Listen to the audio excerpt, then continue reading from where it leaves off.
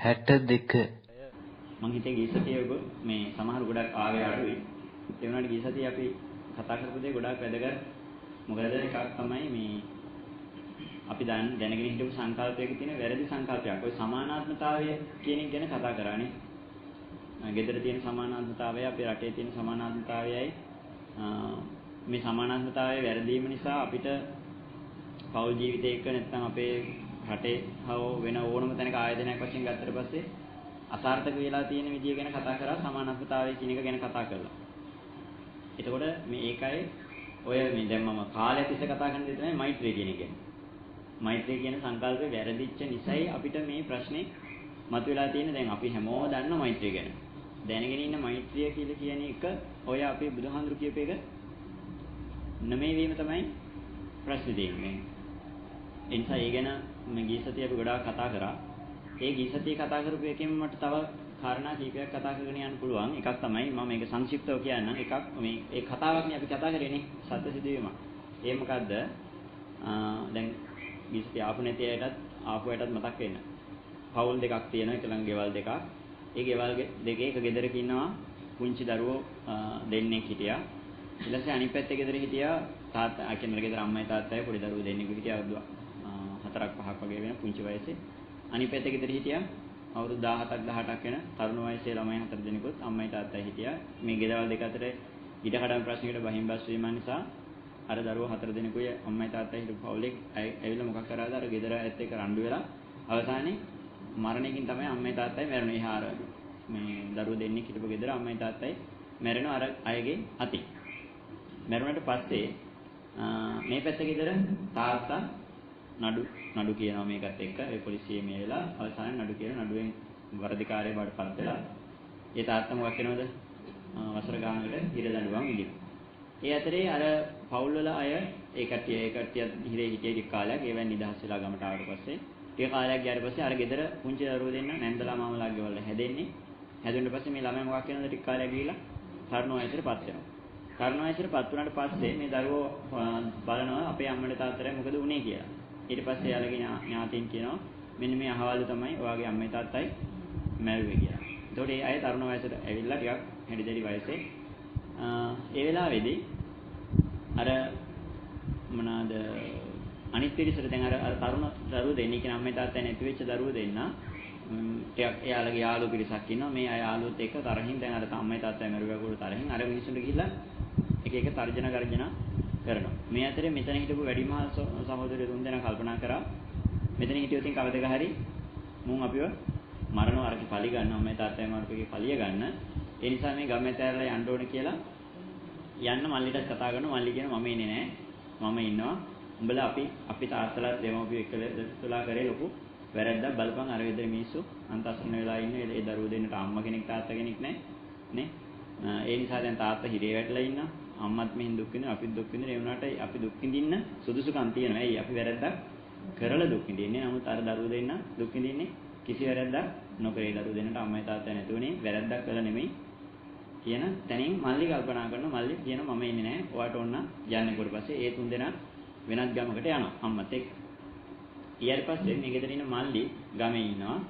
ඉතින් අර මල්ලිට හැම වෙලේම අර මිනිස්සු මොකක් කරනවද? බනිනවා, තර්ජනය කරනවා. එක දවසක් ඇවිල්ලා පාරේදී අල්ලගෙන ගහනවා. ගැහුවට පස්සේ මෙයා තරහ ගන්නවද? තරහ ගන්නේ නැහැ. තරහ ගන්නෑ මොකද උඹලා මට ගැහුවට වැරද්දක් නැහැ. මොකද අපි උඹලගේ අම්මයි තාත්තයි මරලා තියෙන්නේ. මරුවා. ඒ නිසා ඒ වැරද්දෙන් උඹලට වෙච්ච හානියට තරම් මේ වෙලාවේ මම ගුටි කෑවට මට වෙච්ච හානිය අඩුයි. ඕගොල්ලන්ට නැති වුණේ අම්මයි තාත්තයි දෙන්න අපි නිසා. හැබැයි මට ගුටි කෑවයි කියන එක ඒ තරම් අලාභයක් නෙමෙයි කියන දැනින් එයා ඉවසනවා. නෑ මම ඕගොල්ලොත් එක්ක තරහ නැහැ. උඹට ඕන නම් ගහලා බලයන් මරපන් මම උඹලත් එක්ක තරහ නැහැ. මොකද අපි අතින් වැරද්දක් වුණා සමාවෙන් කියන තැන. ඊට පස්සේ පොලිසියට ගියෙත් නැහැ. ඉස්පිරිතාලයටත් බොරුවක් කියලා මේ පාරේදී වයිකයකින් වැටිලා තමයි තුවාලුනේ කියලා ඉස්පිරිතාලේ ඇඩ්මිට් වෙනවා. පොලිසියට කියන්නේ නැහැ මට ගැහුවයි කියලා. ඇයි එහෙම නොතින් අර මිනිස්සු හිරේට දැම්මයි කියලා කියන්නේ මේ තරහ වැඩි වෙනවද අඩු වෙනවද? මේ තරහ තවත් වැඩි වෙනවා. ඊට පස්සේ ආයි දවසක් මගදී හමුනාට පස්සේ මොකද කරන්නේ? මූණට එල ගහලා යනවා. උඹලා තමයි අපේ අම්මයි තාත්තයි මැරුවේ තුන් හොදකින් ඔපිලස් මොකද්ද අපි කියන්නේ නැතිනාක් කියලා යන්න ඕනේ මුන් එහෙන ගහන්න ඕනේ මේ තරම් අපරාධයක් කළා මුන් තව ඉන්න හැටි කියලා කියනවා. දැන් මෙන්න මේ සිදුවේ මෙන්න මේ චරිතය ඔයගොල්ලන්ට මම මේ කතාව දීර්ඝව කිව්වයිදා. ඒ කතාවේදී අපිට තේරුම් ගන්න ඕන එක දෙයක් තියෙනවා.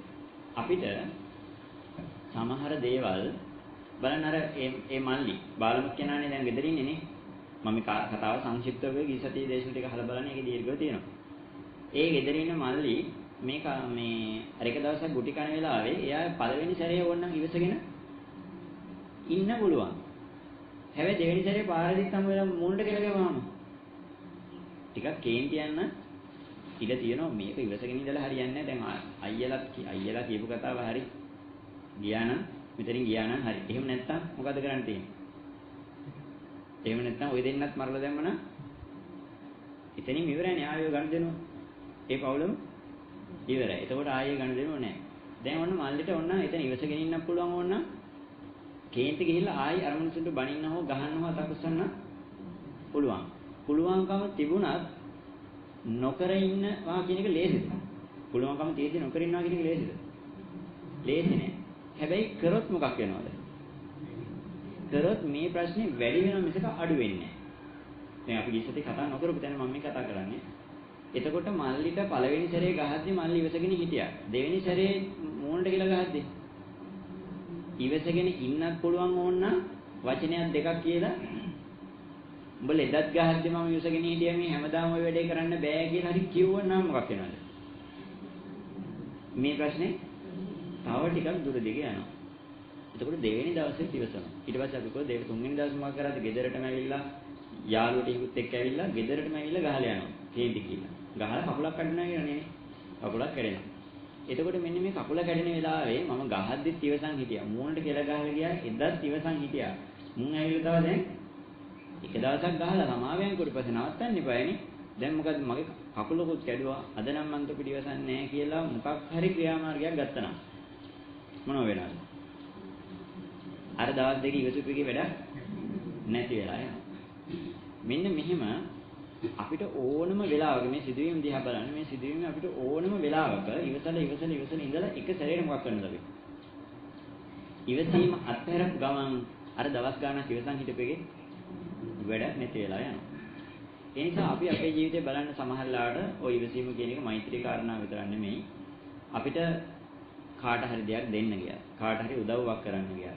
සමහරලාවට මේ ඔය බන්න රණ්ඩු වෙන දෙයක් එක දැන් ඔයගොල්ලෝ සමහරලාට ප්‍රශ්න ගෙවල් වල තියෙනකොට මේ දේශනේ අහලා ගිහිල්ලා මම හිතා ගන්නවා හරි. මම නම් අද කොහොම හරි ඉවසීමෙන් මේ වැරද්ද කරන්නේ නැහැ. ටික වෙලාවක ඉඳලා මොකක් කරනවද? දවසක් විතර ඉවරගෙන ඉන්නවා. අද නම් මම කොහොම හරි මොකක් කරනවද? මේක ඉවසගෙන ඉන්නව තමයි. අද අම්මා බැන්නත් නැත්නම් ගෙදර ගිහිල්ලා මෙහෙම කියද්දි මම ඉවසගෙන ඉන්නවා කියලා පැයක් දෙකක් ඉන්නකොට මොකක් වෙනවද? මේ වැඩේ කරන්න බෑ මේ දමල ගහලා නිකන් ඉන්න. ඒ කියන්නේ මොකද්ද අපි? ඉවසීම කියන එක අත්හරිනවා. එතකොට අපි දවස් ගාණක් රැකගෙන ඉඳලා හරි එක සැරයක් අතහැරපු ගමන් ආයි අර ප්‍රශ්නේ අර මට්ටමෙම උද්ගත වෙන්නේ නැද්ද? උද්ගත වෙනවා. ඒ නිසා ඉවසීම කියන එක දැන් ওই මෛත්‍රී කියන කාරණාවේදී අපි සමහර වෙලාවට ඉවසන්න උත්සාහ කරන පුරුදු වෙනවා. පුරුදු වෙලා උත්සාහ කරලා බැරිම තැන මොකක් කරනද අපි? බැරිම තැන ආයි මොකක් කරනද? ඒ කියන්නේ අපිට කවුරු හරි බයිනකොට අපි ඉවසගෙන ඉන්න හදනවා. එක සැරයක් දෙසරයක් ඉවසනවා. තුන්වෙනි සැරේ කිව්වම මොකක් කරනද? මූඩ අවස්ථා තුනක් මිල දුන්නා. දැන් නම් මම ඉවසන්නේ නැහැ කියලා මොකක් කරනද? ආයි මේ ප්‍රශ්නේ මැදිහත් කරන. මේ මැදිහත් උනායි කියලා කියන්නේම මේ ගනුදෙනුව ඉවරුණාද? ආයි ඉස්සරහට යනවද? ඉස්සරහට යනවා. දැන් මේක මහා දෙයක් වගේ පේන්නේ නැහැ ඔයගොල්ලන්ට. නමුත් හොඳට බලන්න. මෙන්න මෙතනින්මයි අර අයියලා ටික කරේ මොකද්ද? බොඩි ගාඩ්ලා දාගෙන, ගෙවල් වලට ආරක්ෂාවක් දාගෙන එයාලා හිටියා. එතකොට අර අයට ළඟා වෙන්න බෑ. තාත්තා කොහෙද හිටියේ? තාත්තා හිරේ හිටියේ. තාත්තා වැරදිකාරයෙක් කියලා. හැබැයි දැන් එයා වැරදි කරනවද හිරේ ඉඳන්? නෑ, එයා දැන් සිල් ගන්නවා, නැත්නම් එයා පන්සිල් ගන්නවා. එයා මේ ඉදිරියෙන් බුදුන් වඳිනවා, සෑඩ පිරිත් ටිකක් කියලා තමයි නිදාගන්නේ. හැබැයි එයාට ලැබෙන විපාක හොඳ ඒවද? නෑ, හිර ගෙදර ලැබෙන විපාක ටික හොඳ ඒවා නෙමෙයි නේ. ජේලර්ලා බයිනවා, කන්න ලැබෙන්නේ එහෙමයි, ටොයිලට් එකට යන්න තියෙන අර වගේ නිදා ගන්න තියෙන තැන් එහෙමයි. හැබැයි එයාට පේනවා එයා දැන් උදේට යහපත් දේවල් ටිකක් කරගෙන ඉන්නවා කියලා. අයියලාත් කල්පනා කරන අයියලා ටික ඉන්නෝනේ අනිත් තුන් දෙනා. එයාලත් දැන් ගිහිල්ලා ගොඩාක් හොඳ දේවල් කරාට එයාලට ලැබෙන විපාකෙත් ඒ තරම්ම හොඳ එකක් නෙමෙයි. මිනිස්සු පිළිගැනීමක් තිබුණාට අර මිනිස්සු හැම වෙලෙම වෛර කරනවා. ගහන්න මරන්න උත්සාහ කරනවා. කරගන්න බෑ මොකක් කරගෙන දෙය කට්ටියට. එයාලා මුදල් භාවිතා කරලා ආරක්ෂාවක් දාගෙන ඉන්නවා. ඒතකොට මෙන්න මේ අර හිරේ ඉන්න තාත්තගේ හෝ මෙතන තුන්දෙනා අයියලා තුන්දෙනා ආරක්ෂාවක් දාගෙන ඉන්න එකේදී හෝ මේ ගනුදෙනුව විසඳෙන්නේ නැහැ. ඒ කියන්නේ මේ අර දැන් ඕගොල්ලෝ අහලා තියෙනනේ මොනවාද සේරි වාණිජ කතාව. සේරි වාණිජ කතාවේ අර වෙලෙන්ද කියනෝනේ මං ಜಾති උඹට වෛර කරනවා කියලා. නේ? ඒතර වෛර කරනකොට පස්සේ ඒ කතාවත් ඕගොල්ලෝ තව එකක් අහලා තියෙනෝනේ අර මොනවාද කාලි මොකද? අර කාලියක්ෂණී මොකද්ද? ඔව් අර මොනවාද නහි වේරේන වේරාණී කියන ගාථාවට ධම්මපදයේ තියෙන කතාව. ඒකේ අර එකාත්මික ඔව් අර එකාත්මික මිනිසෙක් ඉන්නවා. ඒ තරුණයා විවාහ වෙන්නේ නැතුව ඉන්නේ. විවාහෙන් නැතුව අම්මා තාත්තා කිව්වට පස්සේ අම්මයි තාත්තයි කියන පුතේ උඹ කොහොම හරි විවාහයෙන් දැන් අපිත් බලාපොරොත්තු වෙන්නේ මුණුබුර දකින්න. කිව්වට පස්සේ මෙයා මොකක් කරනවද? මෙයා විවාහයක් කරගන්නවා. විවාහයක් කරගෙන ඒ නෝනට දරුවෝ නැහැ. ඊට පස්සේ නෝනම කියනවා ඔයා තව නෝන කෙනෙක් ගේන්න කමන්නේ විවාහයක් කරගන්න අපිට පවුලට දරුවෝ ඕනනේ කොහොම හරිනේ. ඒක නිසා ගැටලුවක් නැහැ කියලා නෝනම කැමැත්තෙන් කියන තව නෝන කෙනෙක් එක්ක විවාහ වෙන්න කියලා. එතකොට එයා මොකක් කරනවද? අර නෝනගේ කැමැත්තට තව නෝන කෙනෙක් එක්ක අරන් එනවා. එතකොට එයාට ඒ දෙවෙනි නෝනට දරුවා ලැබෙන්න ඉන්නකොට අර නෝන කියනවා අර මුල් නෝනට කියනවා මට දැන් දරුවෙක් ලැබෙන්න ඉන්නවා කියලා. ඊට පස්සේ මොකක්ද එයා කරන්නේ? දරුවා විනාශ වෙන්න, කලලෙම විනාශ වෙන්න ආහාර වලට දාලා මොකක් හරි විසක් මිශ්‍ර කරලා දෙනවා. එතකොට එයාගේ පළවෙනි දරුවා මොකක් වෙනවද? කුසේදීම නැති වෙලා යනවා. මොකද එයා කල්පනා කරන මේ දරුවා ලැබුණොත් අර මහත්ය මට තියෙන ආදරේ අඩු වෙලා අර නෝනට ගොඩක් ආදරයක් ඇති වෙයි කියලා. ඊට පස්සේ මේ පළවෙනි දරුවා නැති වෙලා යනවා කුසේදීම. ඊට පස්සේ දෙවෙනි දරුවා ලැබෙන්න ඉන්න වෙලාවෙ මොකක් කරනවද? දෙවෙනි දරුවා ලැබෙන්න ඉන්න වෙලාවෙ මේ අරයාට ඉතින් විශ්වාස නැහැ බොහොම සමීපෙන් යාළුවනේ නෝනානේ. ඉස්සෙල්ලාම නෝනට කියනවා මේ දෙවෙනි දරුවා ලැබෙන්න ඉන්න වෙලාවෙ කුසල දරුවෙක් ඇවිල්ලා කියලා කිව්වට පස්සේ එයා දෙවෙනි දරුවා මොකක් කරනවද? දෙවෙනි වතාවේ ඒත් මරනවා. තුන්වෙනි වතාවේ මෙයා දැනගන්න මෙයා තමයි මේ වැඩේ කරන්නේ කියලා එයා මොකක් කරනවද? ඒ දරුවා හැම වෙන දරුවෙකු කුසල ආභාවක් නොකිය ඉන්නවා. මෙහෙම ඉඳලා මේ ගැව ලොකු වුණාට පස්සේ කුසල ලොකු වෙනකොට තමයි දැනගන්නේ මෙයාට දරුවෙක් ලැබෙන්න ඉන්නවා කියලා. ඒ වෙලාවෙත් එයා මොකක් කරනවද? විසක් දෙනවා. දුන්නට පස්සේ මොකක් වෙන්නේද? දරුවයි අම්මයි දෙන්නම මැරෙනවා.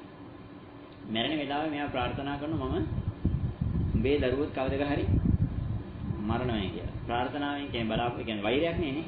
මෙන්න මේ වෛරී චේතනාවෙන් මැරෙනවා. මැරුණාට පස්සේ ඒ ගෙදරම අර ඒ කතාවේ කියනනේ නේ මට ඒ අවස්ථාව ටික නම් මතක නැහැ. ඒ ගෙදරම එක්කෙනෙක් පූසියක් වෙලා උපදිනවා. අනිත් එක්කෙනා කිකිලියක් වෙලා උපදිනවා. නේ? ඒ කියන්නේ අර මොනවාද දරුවෝ හිටපු ගෑනු කෙනා පූසියක් වෙලා උපදිනවා. අර ගෑනු කෙනා අර පළවෙනි නෝන දරුවෝ නැති නෝන කිකිලියක් වෙලා උපදිනවා. මේ කිකිලි දාන බිත්තර පැටව රැකලා මේ කරනකොටම මොකක් කරනවද? අර පූසි මේ පැටව ටික කනවා. ඊට පස්සේ ඒ ආත්මෙත් අර වෛර මොකක් කරනවද? ඉස්සරහට යනවා. ඊට පස්සේ එක ආත්මයක ඊළඟ ආත්මෙ මෝදෙනක් වෙලා උපදිනවා අර කිකිලිව. ඊළඟට පූසි කොටියෙක් වෙලා උපදිනවා. නේ? සමහරවිට මේ කිකිලි මොකක් වෙනවද? කිකිලි මේ මෝදෙනක් වෙලා උපදිනවා. ඊට පස්සේ පූසි නෑ වෛර යන්නේ එහෙමනේ. කිකිලි තමයි කොටියෙක් වෙලා උපදින්නේ. පූසි තමයි මෝදෙනක් වෙලා එයාට ප්‍රාර්ථනා කරන්නේ මම මේ කොටා කනවා කියලා. මෙන්න මෙහෙම ආත්ම ගානන් කියලා ආයේ අවස්ථාවේදී මනුෂ්‍යාත්භාවයකට ආවයි කියනනේ නේ. ඒ මනුෂ්‍යාත්භාවයේදී මොකක් වුණායි කියන්නේ එක්කෙනෙක් මනුෂ්‍ය දුවණියක් වෙලා උපදිනවා. අනිත් එක්කෙනා යක්ෂණියක් වෙලා උපදිලා ඒ කාන්තාවගේ දරුවා මරන්න එනකොට තමයි යක්ෂණිය පස්සෙන් එනකොට තමයි අර දරුවාත් අරගෙන බුදුහාමුදුර ළඟට යන්නේ. බුදුහාමුදුර ළඟට ගියාට පස්සේ බුදුහාමුදුර කියනවා උඹලා ආත්ම ගණනාවක් තිස්සේ මේ ගනුදෙනු කරගෙන ආවා කියලා. මම මේ කතාව කියවෙන මේ කතාවක් කියන්න ඕන නිසා නෙමෙයි. මේ කාරණාව කිව්වේ මෙන්න මේ අපි ගනුදෙනුව මෙන්න මේ වෛරය කියන එක අවසන් වෙන එකක් වෙන්නේ නැහැ. මේක දිගට සංසාරේ යනවා. මේක කතාවක් විදිහට තේරුම් ගන්න එපා. මේක අදටත් සිද්ධ වෙන දෙයක්. නේ? අදටත් සිද්ධ වෙන දෙයක්. කරලා මම සමහරලා ඔයගොල්ලෝ දන්නවා ඇති සමහර ලාවට වෛරය පිරිමහ ගන්න මගේ සතෙත් කිව්වා වෛරය පිරිමහ ගන්න සමහරලාට තමන්ගේ දරුවා වෙලා උපදිනවා. සමහරලාට තමන්ගේ වෛරක්කාරය තමන්ගේ නෝන වෙලා ඉන්නේ. සමහරලාට තමන්ගේ දරුවා මේ වෛරක්කාරය අම්මා. සමහරලාට හොඳම ඥාතියෙක් නැත්නම් හොඳම යාළුවා. එහෙම වෙන වෙලාවල් නැද්ද? එහෙම වෙලා පරිගත් අවස්ථා ඕන තරම් මේ සාසන ඉතිහාසයේ තියෙන මේ අද ලෝකේ වුණනම් බලන්න දකින්න ඕනෑ තරම් අවස්ථාවක් තියෙනවා. ඒකෝට මේ මොකද්ද වෙන්නේ මෙන්න මේ ගනුදෙනුව. ඒ කියන්නේ මොනවාද උපාදාන පත්‍ය භවනේ කියන්නේ උපාදානීය කරන එකත් එක්කයි භවය හටගන්නේ. උපාදානීය කියන්නේ මොකද්ද? මන් තෝ කණනේ කියන්නේ මොකද්ද? මම දැන් අර කාන්තාව අර ගෑනු කෙනාගේ දරුවෝ මරන්න ප්‍රාර්ථනා කරන්නේ නේ. ප්‍රාර්ථනාව කියන්නේ මොකද්ද? උපාදානයක් කරගත්තා. ඒ කියන්නේ මම තමුන්ගේ දරුවෝ මරාගෙන කනවා කියන අල්ලා ගැනීම. උපාදානයි. දැඩිව හිතින් ගැනීමක් තමයි කරේ. අන්න ඒ උපාදානියත් එක්ක භවය. ඒකට දාලා භවය හට ගන්න. උපාදාන පත්‍ය භව භව පත්‍ය ජාති ජාති පත්‍ය කියන කතාවක් කියන්නේ. උපාදානය කරගන්න එකත් එක්කයි භවය හට ගන්න. එතකොට අපිට මේ වෛරය කියන ගනුදෙනුව නම් අපි උපාදානය කරන්නේ හැම වෙලෙම. ඒ කියන්නේ මන් තෝ මරාගෙන කනවන්න අර සේරිවාණිජ කතාවක ಜಾති ಜಾතිත් මම තොට වෛර කරනවා කියන තැන කිව්වනේ. ඒ මොකද්ද ඒක කරගෙන තියෙන්නේ? ಜಾති ಜಾතිත් මේ උපාදාන ඉස්සරහට අරගෙන යනවා කියලා. මේ ඕගොල්ලන්ට අපිට යන්න තියෙන්නේ දිව්‍ය ලෝකේ යනවා නම් යන්න තියෙන්නේ, බ්‍රහ්ම ලෝකේ යනවා නම් යන්න තියෙන්නේ, අපාය යනවා නම් යන්න තියෙන්නේ ඔතනින්ම. මොකෙන්ද? උපාදානිය. අපි දිව්‍ය ලෝකේ උපාදානය කරගන්න විදිහ තාම දන්නේ නැහනේ. දැනගත්තොත් දිව්‍ය ලෝකේ යන්න පුළුවන්. බ්‍රහ්ම ලෝකේ උපාදානය කරගන්න විදිහ දන්නවනම් බ්‍රහ්ම ලෝකේ යන්නත් පුළුවන්. අපි හොඳටම දන්න දේ තමයි මොකද්ද? අපාය, පෙරේත ලෝක උපාදානය කරගන්න විදිහ දන්න. මොකද අපේ හිතේ පහළ වෙන ඔය ගොඩාක් හැඟීම් ටික ඉන්නේ එතෙන්ට යන්න අවශ්‍ය උපාදාන. ඒ නිසා අර ටිකත් අපිට දැනගන්න පුළුවන්. දැනගත්තට කරන්න පුළුවන් වේද නැත්නම් මම දන්නේ. නමුත් මේ කරන්න පුළුවන් අය හිටියා අතීත ලංකාවේ. ඕගොල්ලෝ අහලා තියෙනවනේ අර මේ කවුද පණ්ඩුකාභය කුමාරය ඉපදුනාට පස්සේ කාලවේල චිත්‍රාජ කියන යක්ෂයෝ දෙන්නේ මේ කාලවේල චිත්‍රාජ කියන්නේ සෙන්පතියෝ දෙන්නේන්නේ. ඒ රජතුමාගේ ඉරුව සෙන්පතියෝ. ඒ දෙන්නේ මැරිලා මොකක් වෙලා උපදිනා කියන යක්ෂයෝ දෙන්නේ කියලා උපදිනවලු. ඒ දෙන්නව පරිස්සම් කරා. අහලා තියෙනවනේ කතාව. පණ්ඩුකාභය කුමාරය ආරක්ෂා කරගන්න මේ සෙන්පතියෝ දෙන්නෙක් මැරිලා එයාගේ මේ ආරක්ෂාවට කාලවේල චිත්‍රාජ කියන්නේ දෙන්න නේනේ. ඒ දෙන්නේ එතනම උපදිනවා. එතන මැරිලා එතනම උපදිනවා. දැන් හිතන්න මේ අපේ ලංකාවේ වෙච්ච සිද්ධ වීම. බුදුදහම දන්නේ නැත්නම් මේ ක්‍රමවේද දන්නේ නැත්නම් එයාට සෙන්පතියෙක් වෙලා ඉඳලා මිනිසෙක් විදිහට මැරිලා අතන්ට එතෙන්ට වෙන්න පුළුවන් හැකියාව තිබිලා තියෙනනේ. කාලවේල චිත්‍රාජ කියන්නේ යක්ෂයෝ දෙන්නෙක් විදිහට බල සම්පන්න ආත්ම දෙකක් විදිහට එතනම උපදිනවා. එතනම උපදින්න නම් එයාලා අනිවාර්යයෙන් මොකක්ද දැනගෙන ඉන්න ඕනද? මොකක්ද දැනගෙන ඉන්න ඕනද? මැරිලා Tamanට ඕමනා තැන උපදින ක්‍රමවේදේ. ක්‍රමවේදේ දැනගෙන දැන් අපිට පුළුවන් අපිට ඕමනා තැන උපදින්න. අපිට බෑ අපිට ඕමනා තැන උපදින්න. අපිට ලැබෙන තැනක් බාර ගන්න වෙනවා. නේ? අපිට ඉතින් අර මාලිමාවක් අතේ තියන් තමයි මැරෙන්න වෙන්නේ. අයියේ. උතුරු දකුණ හොයාගන්න අපිට හම් වෙන්නේ නැහැ. ඒ නිසා හොඳ හොඳ අර ධර්මයේ පිළිබඳ අවබෝධයක් තියෙන මේ සිතවිලි පාලනය කිරීමේ හොඳ ප්‍රගුණත්වයක් තියෙන. ඒ කියන්නේ හොඳට භාවනාව කියන එක හිත මේ වඩපු කෙනෙකුට Tamanට උමනා දැන උපදින්න පුළුවන්. ඒක ඉතින් බොහොම දක්ෂ මට්ටමකට තියෙන අපේ ලංකාවේ හිට මිනිස්සු එහෙම ඉඳලා තියෙනවා. ඔය රාවණා මහරජතුමාගේ ගැන කාලේ කතා කරනවා. ඒ රාවණා මහරජතුමාගේ කාලේ හිටපු බොහෝ අය මොකක් කරලා තියෙනවද? ඒ සමහර ස්ථානයන් වල අදරත් මොකක් වෙන ඉන්නවයි කියනවද? ආරක්ෂාවට ඉන්නවයි කියලා කියනවා. ඒ කියන්නේ ආත්මිකව සැරිසරනවලු. ආත්මිකව සැරිසරන්නේ කොහොමද? මිනිසෙක් වෙලා ඉඳගෙන මනුෂ්‍යාත්ම භාවයෙන් ගියාට පස්සේ කියන්නේ මැරුණට පස්සේ මට උමනා දැනට ඊමේ හැකියාව මට මොකක් කරලා තියෙනවද? මම ප්‍රගුණ කරලා තියෙන්න ඕන. මට උමනා නම් මේ යම් තැනක ආරක්ෂාවට දෙවියෙක් වෙලා ඉන්න මට හැකියාව තියෙනවා මොකද්ද? මැරිලා දෙවියෙක් වෙන්න හැකියාව තියෙනවා. එහෙනම් ඒ හැකියාව සබාදහමේ ක්‍රමවේදයක් තියෙනවා. ඒ ක්‍රමවේද නිසා තමයි ওই ಜಾති වෛරය කියන ඉස්සරහට අරගෙන යන්නේ. හැබැයි දැනුත් අපි මැරිලා කොහෙද උපදින්නේ නැද්ද? උපදිනවා. ඒ උපදින්නේ ඒ ක්‍රමවේදයට අනුව. අපිට ඒ ක්‍රමවේදය පාලනය කරගන්න පුළුවන් මට්ටමක තියෙනවද? දැන් උඩක තියෙන එකක් පහළට වැටෙන එක සාමාන්‍යයෙන් කොහොමද වැටෙනවනේ? නේ? අපිට ගුවන් යානාවක් උඩක තියෙන එක පහළට වැටෙනවද එහෙම? එහෙම වැටෙන්නේ නැහැ. ඒක මොකද්ද? ඒකේ පාලන ක්‍රමවේදයක් තියෙනවා. එහෙනම් ඉතින් ගුවන් යානාව උඩ තියෙන ඒවානේ බිම් වැටෙන්න පුළුවන් වෙන්න බෑනේ. වෙන්න බෑ. එහෙම වෙන්නේ නැහැ. එහෙනම් ඒක පාලනය කරන්න පුළුවන් ක්‍රමවේදේ තාක්ෂණයක් එක හදාගෙන තියෙනවා. ඒ වගේ දැන් මැරුණට පස්සේ අපිත් හැම සත්වයකම මැරිලා කොහේ හරි උපදිනවා. හැබැයි මේ උපදින ක්‍රමවේදේ පාලනය කරන ක්‍රමවේද දැනගන්න මිනිස්සයා මොකක් කරන්න පුළුවන්ද? මැරිලා Tamanට ඕන තැන උපදින්න පුළුවන්. දැන් මම කියන එක තේරෙන්නේ නැහැ ඔයගොල්ලන්ට. තේරෙන්නේ නැහැ කියන්නේ දැන් අපි මොනවා හරි වස්තුවක් උඩ දැම්මහම මේ උඩ දාන හැම වස්තුවක්ම පහළට වැටෙන්න එපායි. පුළුන් කෑල්ලක් උඩ දැම්මම පහළට එනවනේ. එතකොට දැන් අපි දකින්න ගුවන් යානාවල් වගේ දේවල් උඩ තිබුණට මේව වැටෙන්නේ නැහැ. සමහර දේවල් අපිට උමනා තැන වැටෙනවද? නෑ ඒකට උමනා තැන වැටෙන්නේ. ගලක් උඩ දැම්මහම සමහරලාට අපි ගල් ගෙඩිය අදාළ තැනකට ඉලක්ක කරලා ගහුවොත් එහෙමයි. නැතුව ගල් ගෙඩිය අපිට උමනා තැනම වැටෙනවද? උමනා තැනට අපිට මෙහෙම යන ගල් ගෙඩිය මෙහෙම යවන්න පුළුවන්ද? එහෙම යවන්න බෑ. මේකේ සබාධානික න්‍යායක් එක්ක උඩ දාන එක බිමට වැටෙනවා. හැබැයි ගුවන් යානාවක් වගේ දෙයක් ගත්තාම එයාට ඕන ගුවන් යානාවට ඕන තැන දෙන්නේ ඒ ගුවන් යානාව පදන කෙනාට ඕන තැනට දෙන්නේ. ගුවන් යානාව පදවන කෙනාට ඕන තැනට ඒ යකඩ කොට උඩින් මොකක් කරන්න පුළුවන්ද අපිට? අරගෙන යන්න පුළුවන් මේ අවකාශය තුල. හැබැයි අපිට ගල් ගෙඩියක් වගේ දෙයක් එහෙම කරන්න පුළුවන්ද? බෑ. මේ සාමාන්‍ය න්‍යාය තමයි ගුරුත්වාකර්ෂණ න්‍යායත් එක්ක ගත්තාම උඩ තියෙන වස්තුවක් හැම වෙලෙම සිද්ධ වෙන්නේ පහළට ඇද ගැනීම. හැබැයි ගුවන් යානාවක් කරලා තියෙනවා ඒක පහළට ඇද ගැනීමේ ක්‍රමවේදයක් තියෙනවා. ඒ න්‍යාය පාවිච්චි වෙලාම අපිට ඕමනා තැනට මේක අරන් යෑමේ ශක්තියක් ගුවන් යානාවක තාක්ෂණයක් තියෙනවා. එහෙනම් මැරිලා උපදිනවා කියන එක සබාධාමික න්‍යාය වගේ. හැබැයි උපදින තැන වෙනස් කිරීමේ හැකියාව මොකක් කරන්න පුළුවන්ද අපිට? හදාගන්න. ඒ තමයි උපාදාන පත්‍ය භවෝ කියන්නේ. උපාදානය කරන විදිය දන්නවා නම් අපිට භවය එතන හට ගන්නවා. දැන් ප්‍රශ්නේ තියෙන්නේ අපි උපාදානයේ වෙන එකක් වෙනවා වෙන දෙයක් වෙච්ච දෙයක් කියන ඇරෙන්න අපිට ඕමනා දෙයක් කරගන්න පුළුවන්ද? දැන් අපිට අපි කරන්නේ වෙන දෙයක් වෙච්ච දෙයක් කියන ඉන්නවා. මැරෙන වෙලාවට මොනවද සිහි වෙයිද කියලා අපි දන්නවද? අවසාන කැමැති පත්‍රේ මැරෙන්න ඉස්සෙල්ලා ලියන්න පුළුවන්. මැරුණට පස්සේ කරන්න ඕනේ මෙහෙමයි කියලා. අපිට අවසාන කැමැති පත්‍රේ වගේ ලියන්න පුළුවන්ද මගේ අවසාන සිතිවිලි විදිහට පහල වෙනව නෙමෙයි මේ සිතිවිල්ලේ කියලා. අපිට එහෙම කරගන්න බෑ. ඒ කියන්නේ මොකද්ද? අපිට මේ ගුවන් යානයි මොකක් කරන්න බැරිද?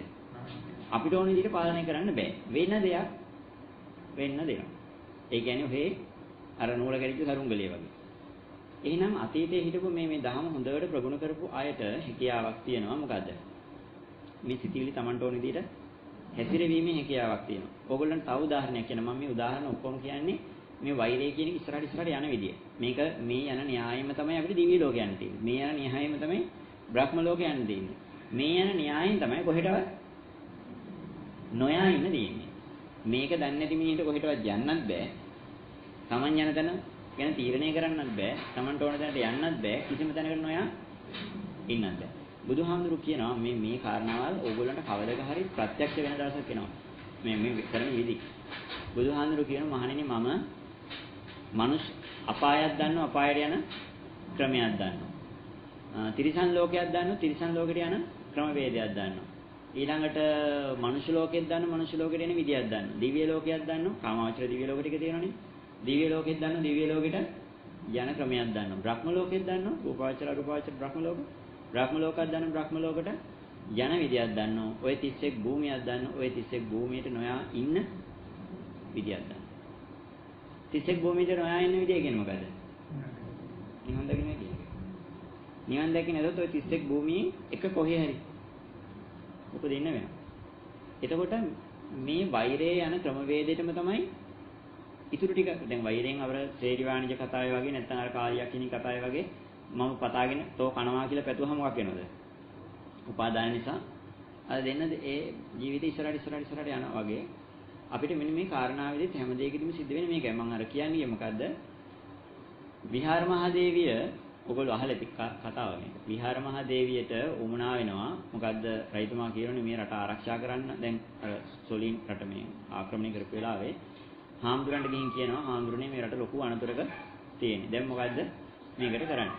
දැන් යුද්ධ කරන්න හොඳ දක්ෂ කුමාරයෙක් ඕන. එතකොට මේකට ශක්ති සම්පන්න ආත්මයක් අපිට ගෙන්න ගන්න ඕන. ඊට පස්සේ ලොකම පන්සලේ හාමුදුරු කියන්නේ මොකද්ද? අන්න අර පොඩි හාමුදුරු අපවත් වෙන්න ඉන්නේ. පොඩි හාමුදුරුත් එක පොඩ්ඩක් ගිහිල්ලා ඕන කතා කරගන්න කියලා. ඊට පස්සේ විහාර මහදේවය රජතුමා ගිහිල්ලා මේ පොඩි හාමුදුරන්ට කියන පොඩි හාමුදුරනේ අපේ රට මේ මෙන්න මෙහෙම දෙයක් ලොකු හාමුදුරු කිව්වා හාමුදුරන්ට මතක් කරන්න කියලා. උන්වහන්සේ මොනවා කෙනෙක්ද? හොන්දට හිත දියුණු කරපු නේ ආර්ය මට්ටමට පත් වෙච්ච කෙනෙක්. මේ මෙන්න මෙහෙම කාරණාවක් තියෙන්නේ. හාමුදුරනේ ඔබ වහන්සේට මෙන්න මේ ආරාධනාව කරන්න කියලා. ඒ කියන්නේ පිරුණු අපවත් වෙලා මොකක් කරන්න කිව්වද? මගේ කුසට එන්න ඇවිල්ලා මේ රට වෙනුවෙන් වැඩක් කරන්න ඕන නිසා මේ මෙන්න මෙහෙම කියලා ආරාධනා කරා. පළවෙනි සැරේ කියනවා බොමි මම ආයේ මේ කුණු ජරාවලට එන්න මගේ කිසිම බලාපොරොත්තුවක් නැහැ මේ යන්න මට ඕකට වෙලාවක් නැහැ. දෙවෙනි සැරේත් ගිහින් කියන මොකද්ද? පොඩි හඳුනේ අපවත් වෙලා මගේ කුසට එන්න කියලා. ඒ වෙලාවේ ආයෙ කියනවා මම ආයෙ මෙහෙ එන්න බලාපොරොත්තු වෙන. ඒ කියන්නේ ඒ වෙනකොට පොඩි හඳුනගේ අදහසක් තියෙනවා යන්න ඕන තැන අදහසක් නැද්ද? තමයි යන්න ඕන තැන තීරණය කරගෙන එතෙන්ට යනවා කියන ආයෙ මෙහෙ ඉන්නේ නැහැ කියලා කියන්නේමයි. මොකවමද? විශ්වාසයෙන් කියන්නේ. දැන් අපිට කියන්න උලන්ද? අපි මැරෙන ඉන්නකොට කියන්න පුළුවන් ද ආයෙ නම් මෙහෙ ඉන්නේ නැහැ. අම්මේ මේ මාව අපි ඔයගොල්ලෝ හම් වෙන මේ මනුෂ්‍ය ලෝකෙදී අපි ඔයගොල්ලෝ හම් වෙන අවසාන ආයෙ අපි මනුෂ්‍ය විදියට ආයෙ සසරදී හම් වෙන්නේ නැහැ. තව ආත්ම 8කින් පස්සේ අපිට මේ සසර ගැන කතා කරන්නවත් දෙයක් නැහැ. ඒ කියන්නේ මොකක්ද කියලාද? අපි දැන් යන තැනක් දන්නවා, යන විදියක් දන්නවා, සසර කෙලවර කරන දවසක් දන්නවා. දැන් අපිට එහෙම නැහැ. දැන් අපි මේ අර නූල කැඩිච්ච සරුංගලිය වගේ යනහගේ යනවා ඉතින් දැන් පාවෙ. අර පොඩි හාමුදුරනේ දෙවෙනි වතාවේ කිව්වට පස්සේ මේ කතාව ඔයගොල්ලෝ දන්නවා මම දන්නවා. ඉතින් මම එයාට නොදන්න එකටත් ඒක පොඩ්ඩක් දැනුවත් කරන්නේ. දෙවෙනි වතාවේ කිව්වට පස්සේ පොඩි හාමුදුරුවෝ ප්‍රතික්ෂේප කරන ඒ ආරාධනාව. හැබැයි තුන්වෙනි වතාවේ ලොකු හාමුදුරන්ට කියන ලොකු හාමුදුරනේ පොඩි හාමුදුරුවෝ ඒක බාර ගන්න කැමති. ඊට පස්සේ පොඩි හාමුදුරුවෝ ලොකු හාමුදුරුවෝ කියනවා මේ විසෝණි උපායශීලී වෙන්න. උපායශීලී වෙන්න ඔය වැඩේ කරගන්න ඔහොම බෑ. ඔකට ටිකක් උපායශීලී වෙන්න කියලා කියනවා. ඒ වෙලාවේ මේ විහාර මහදේවි උපායශීලීත්වය දන්න කෙනෙක්නේ. විහාර මහදේවියගෙන් කියනවා පොඩි හාමුදුරනේ අපේ රට බුද්ධ ශාසනය මොකද විශාල අනුසුරක තියෙනවා. අපිට මේ වෙලාවේ දිව්‍ය ලෝකවල ගිහලා සැප විඳින්න නම් ඕන තරම් හැකියාව තියෙනවා. හැබැයි හාමුදුරනේ ඒකට මේ වෙලාව නෙමෙයි. අපිව අම්මා වගේ රැකපු මේ භූමිය අපිට ජීවිතේ දීපු මේ ශාසනය විනාශ වෙලා යනවා බලබලා අපිට දිව්‍ය ලෝකවල ගිහලා සැප විඳින්න පුළුවන් නම් පොඩි හාමුදුරනේ ගිහිල්ලා කරගත්තට කමන්නේ. හැබැයි පොඩි හාමුදුරනේ අපි නම් මේ අපේ රැකගත්ත මේ භූමිය අපිට අම්මා කෙනෙක් වගේ මහ පොළොව මේක අපිට පිහිට වෙච්ච. ඒ වගේම අපිට තාත්තා කෙනෙක් වගේ ජීවිතේ දීපු මේ ශාසනය අනිවාර්යෙන් අපි රකින්න ඕන පොඩි හාමුදුරනේ. ඒ නිසා ඔබ වහන්සේට කැමැත්තක් තියෙනවනම් මේ ශාසනය රකින්න මේ මගේ කුසේ දරුවෙක් කියලා උපදින්න කියලා කිව්වට පස්සේ දැන් මොකද කරන්නේ? දැන් කාරණාව අමරලා දුන්නේ. ඇයි ඒ? දැන් මේක බෑ කියන්න උලන්ද? ගුණයක් තියෙන මිනිස්සෙක් කවදාකවත් ওই කතාවට බෑ කියන්නේ. පොඩි හාමුදුරුවෝ කියන්නේ ඒ හාමුදුරුවෝ කවුද? ගුණයක් තියෙන කෙනෙක් නැත්නම් ওই මට්ටමට එන්න බෑ. ওই මට්ටමින් Tamanට ඕන දැනට යන්න හැකියාව නැහැ. අර කාරණාව මතක් කරලා පස්සේ හාමුදුරන්ට මේක ප්‍රතික්ෂේප කරන්න බෑ. විහාරමා දේවි කාරණාව කිව්වා ගියා. කාරණාව කියලා එතන හිටියද? කාරණාව කියලා එතන ජයජුරු ගගා හිටියේ නෑ. කාරණාව කිව්වා එතනින් ගියා. රජතුමත් එක්ක යනවා. ගිහිල්ලා මගකට යනකොට එක සැරේට මොකක් වුණේ කියනවද? කරත්තේ එරුණලුනේ. එතකොට විහාරමා දේවි කියනවා පොඩි හාමුදුරුවෝ. ඒතර රජතුමා අහනවා ඔයා දන්නේ කොහොමද? පොඩි හාමුදුරුවෝ නැහැ කියලා. නෑ. පොඩි හාමුදුරුවෝ මගේ කුසට පිළිසිඳ ගත්තා කියලා කිව්වා. ඒ වෙලාවේ ආයෙ මොකක් කරනවද රජතුමා? කරත්තේ හැවගෙන ආයෙ යන බංගලට. ගිහලා බලනකොට කියපු වෙලාවට හරියටම හාමුදුරුවෝ පත්තා. මම මේ කාරණාව කිව්වේ බලන්න ඒ හාමුදුරන්ට එදා හිටපු ඒ හාමුදුරුවෝ මොකක් කරාද? Tamanට උමනා දැන උපාදානය කරගෙන ඉපදීමේ ශක්තිය හැකියාව දිනු කරලා තිබුණා. ඒ කියන්නේ අපිට බැරිද මේ කවදා හරි කරන්න? කරන්න පුළුවන්. මේ න්‍යායක් තියෙන, ක්‍රමවේදයක් තියෙන.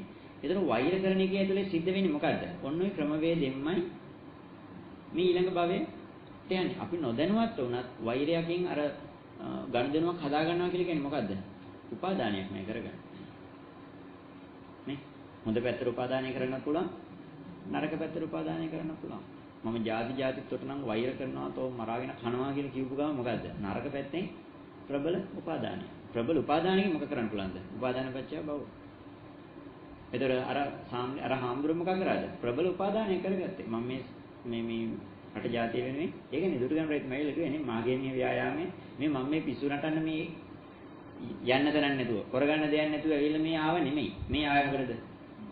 මේ ආරාධනාවකුත් කරපු නිසා මගේ යුතුයකමක් තියෙන නිසා මං ආවේ මේ රජකම් කර මේ කට්ටියත් එක්ක ජොලි කරන්න මට කිසිම උවමනාවක් නැහැ. මොකද ඕක කළා ඕන තරම් අත්දැකීම් තියෙන ඕවා විඳලා තියෙන මට ඕවා කරගෙන ඉන්නනේ මං ආවේ මොකද මේ වැඩේ කරලා දාලා යන්න. නේ? මාගේ මේ ව්‍යායාමයේ රජසේව පිණිස නෑ මේ බුද්ධ ශාසනයත් මේ රටේ ආරක්ෂාව උදෙසා ආයෙ වැඩේ කරා පැත්තට එච්චරයි. ඒ කියන්නේ මොකද්ද මම මේ කාරණාවේදී බලවත් උපාදාන ශක්තියක් තියෙනවා නම් මේ ඉස්සරහට යන්න පුළුවන්. එහෙනම් ඔන්න ඔය වෛරයේදී අර අයියලා ටික කරගත්තේ මොකද්ද මේ මොකද්ද මේ ගනුදෙනු ඉවර කරගත්තද? නෑ එයා මෙයාට වෛර කරනවා මෙයා එයාට වෛර කරනවා. මේ දෙන්න අතරේ දැන් අර දරුවෝ නැති අම්මයි තාත්තා නැති දරුවෝ දෙන්න අර මිනිස්සුන්ට වෛර කරන එක සාධාරණයි. ඇයි ඒ මිනිස්සුන්ගේ මෙයාට ලොකු අසාධාරණයක් වෙලා තියෙනවා. ඒ අසාධාරණ නිසා දැන් මේ දරුවෝ මෙයා බනින නිසා මේ බනින එකකින් වළකින්න මෙයාලා මොකක් කරනවද? දැන් මම වැරද්දක් කරලා තියෙනවා. ඕගොල්ලෝ මට බනිනවා. මම බණුන් අහන තියෙන අකමැත්ත නිසා මම මොකක් කරගන්නද? ආරක්ෂාවක් අනුගමනය කරනවා. මේ ආරක්ෂාව අනුගමනය කරනකොටම මම ඔයගොල්ලොත් එක්ක උපාදානය කරගෙන නැද්ද? දැන් ඔයගොල්ලොත් එක්ක තරහින් මං ඉන්නේ. ඇයි ඒ? මුන් කොයි වෙලාවෙ මට ගහයිද බණීද? දන්නේ නැහැ. වැරද්ද කරේ මමද? මමමයි වැරද්ද කරේ. මමත් එයාලත් එක්ක වෛරයක් හදා ගන්නවා. ඇයි ඒ? එයාලා මට බයින ගහන නිසා. එයාලා මාත් එක්ක වෛරයක් හදා ගන්නවා. ඇයි? මගෙන් එයාලට අසාධාරණයක් වෙච්ච නිසා. මෙන්න මේ ගනුදෙනුව දිගින් දිගට ගියොත් මේක කවදාකවත් ඉවරයක් වෙන්නේ නැහැ. එතකොට අන්නේ පවුලේ හිටපු අර මල්ලි මෙන්න මේ කාරණා මොකක් කරගෙන හිටියද? දැනගෙන හිටියා. දැනගෙන හිටපු නිසා එයා තීරණය කරා මොකක් කරන්න ඕන කියලාද? මේ ගනුදෙනුව මෙතනින් ඉවර කරන්න ඕන. එහෙම නැතුනොත් ඒ මිනිස්සු මැරිලා මාව උපාදානය කරගත්තොත් මොකක් වෙනවද? ඒ දරුව දෙන්න මැරිච්ච වෙලාවේ මාව උපාදානය කරගත්තොත් දැන් අපිත් එක්ක ඉන්න කවුරු හරි මැරෙන වෙලාවට අපිව උපාදානය කරන් මැරුණොත් මොකද වෙන්නේ? තරහින් උපාදානය කරගත්තොත් පෙරේතෙක් කියලා යකෙක් කියලා මොකෙක් හරි වෙලා බල්ලෙක් කියලා හරි හරබෙක් කියලා හරි ඇවිල්ලා අපිට මේ අපෙන් පලි ගන්න පුළුවන්. එහෙම වෙච්ච මේ අපි මේ දන්න ඉතිහාසෙ වෙච්ච ඕන තරම් සිදුවීම් තියෙනවා.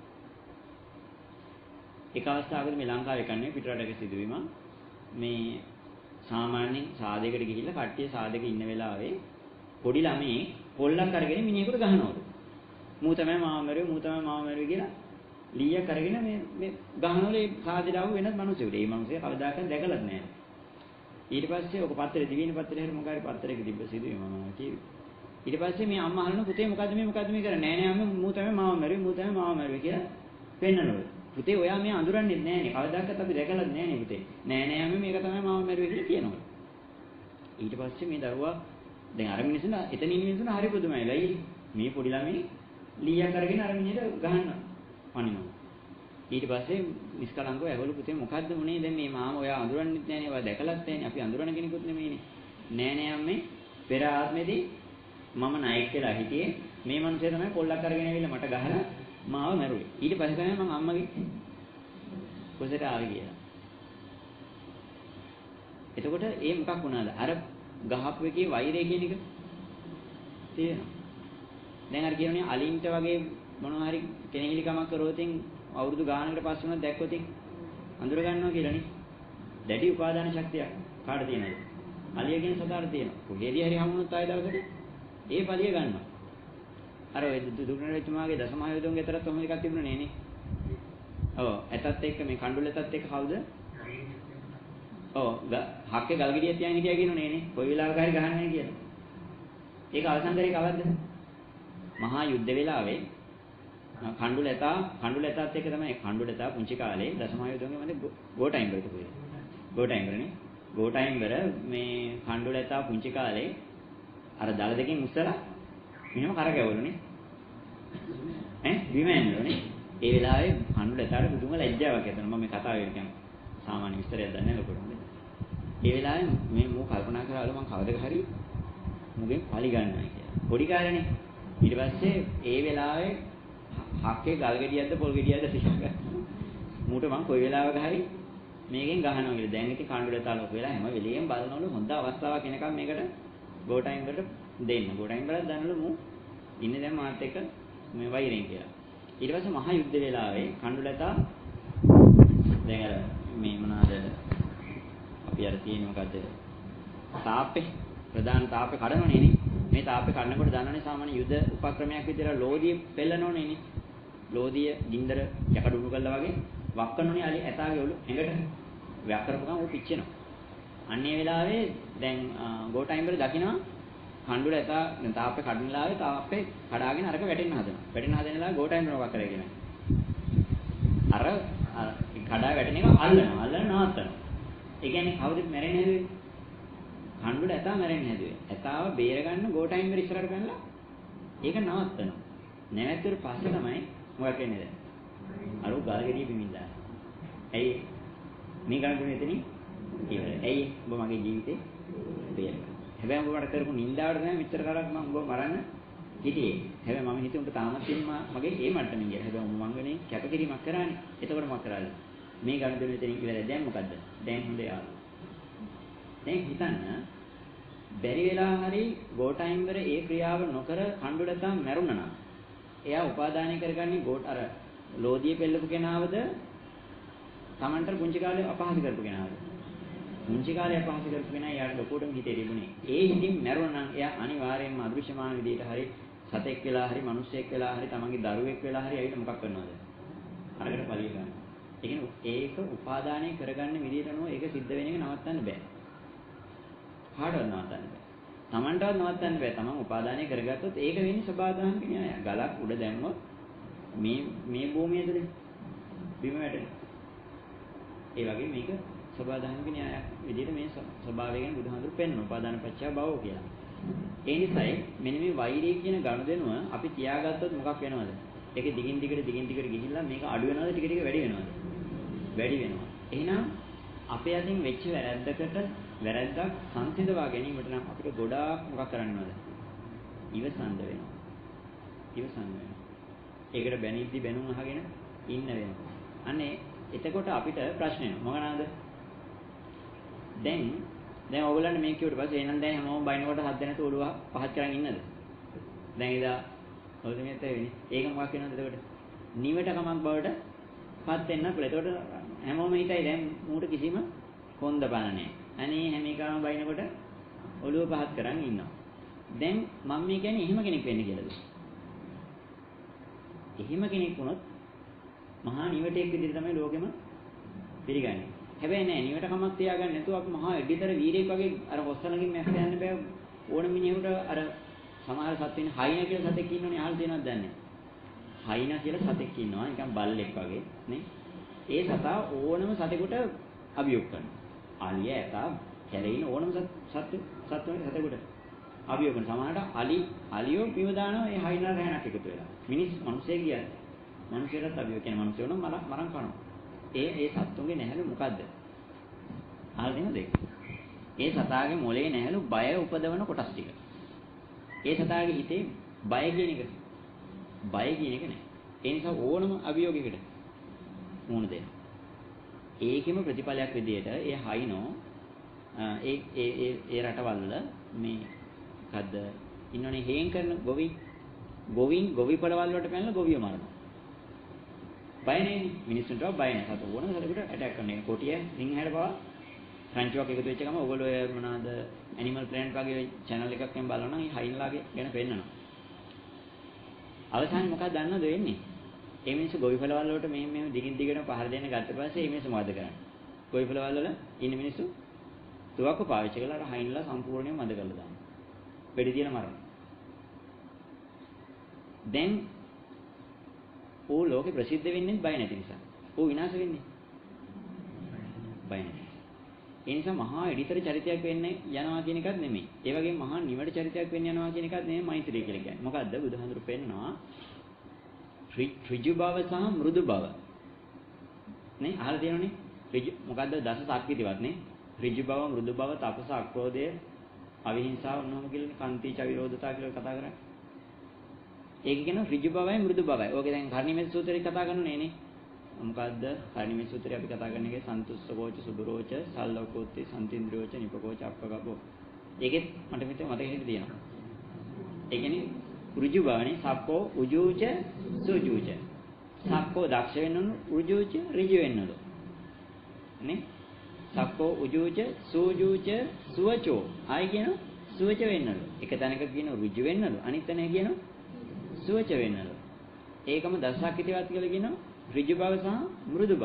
ඍජු බව කියන්නේ අපි ඍජු බව කියන් කොන්ද කියලා හිතාගෙන යෝන දෙයකට එහෙමයි. මෘදු බව කියන්නේ ඕන දෙයකට ඔලුණවනවා කියන එක. මේ එහෙම එකක්ද? නෑ. මෙන්න මේ අපිට හැම වෙලෙම අපිට ස්පර්ශ කරන්න පුළුවන් ඒකාන්තයයි. මේ මිනිස්සු අපි මේ පෘථග්ජනයෝ කියලා කියන්නේ පෘථග්ජන භාවය කියලා කියන්නේ ඒකාන්තයක් තුල ඉන්න පිරිසක්. හැම දෙයකමද ඒ කියන්නේ දැන් අපි අන්ත දෙක දන්නවනේ. අහලා තියෙන්නේ බුදුහාමුදුරු කියනවා ද්වේමේ භික්කවේ යන්තා උබෝ ද්වේමේ භික්කවේ උබවන්තා නසේවිතබ්බං කියලා කියන කාමේසු කාමසිකාලිකාණ යෝගෝ අත්තකිලමතාණ යෝගෝ හීනෝ ගම්මෝ කියලා ධම්සප්පවි සූත්‍රය කියනෝනේ නේ. උදාහරණ කියනවා මගේ ශාසනයේ ශ්‍රාවකයා අන්ත දෙකකින් නිදහස් වෙලා ඉන්නවා. මේ ලෝකේ අන්ත දෙකයි තියෙන්නේ. මේ ලෝකේ ප්‍රධාන අන්ත දෙකක් තියෙනවා. මොකක්ද අන්ත දෙක? උච්ඡේදන්තයයි සාස්වතන්තයයි. උච්ඡේදයයි සාස්වතයයි. දැන් මේක පැහැදිලි කරන්න යනවා. ඒ අන්ත මේ හැම දෙයක්ම අන්ත දෙකකට බෙදෙනවා. දැන් ඕගොල්ලන්ට හිතන්න එපා මේවා ආගමික දේවල් මේ අපේ හිතේ තියෙන දේ මේ කියන්නේ බුදුහාම හොඳේ. මේවා ආගමික දේවල් පන්සලේ සිහි කරන දේවල් නෙමෙයි. අපේ හිතට ඕන එක වෙලාවකට එනවා ඍජු බව. එක වෙලාවකට වීරිය වගේ යනවා ගහන්න. හඬු වෙන බණින. තව වෙලාවකට වැඩේ වැරදුනා කියලා දැනගත්තාම නකුට වනාගෙන අනේ වැඩේ වැරදුනා සමාවයන් කියලා එහෙම යනවා. අපිට මේ හැඟීම් දෙක එක වෙලාවක හිතේ පවත්වන්න පුළුවන්ද? බෑ. අපි ඍජු වුණොත් ඍජුයි. මෘදු වුණොත් මෘදුයි. ඍජුකම ඒත් එකාන්තයක්. මෘදු බව ඒත් එකාන්තයක්. ඒක තමයි නිවටකම කියලා කියන්නේ. නිවටකම එකාන්තයක්.